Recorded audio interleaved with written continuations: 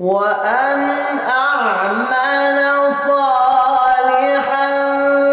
ترضاه وأدخلني برحمتك في عبادك الصالحين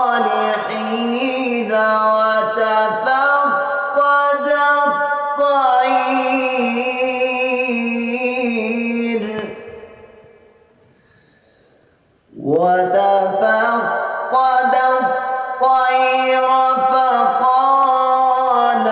ما لي لا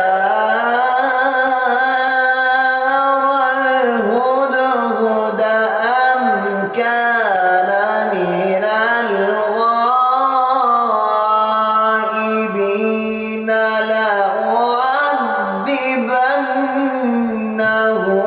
عذابا شديدا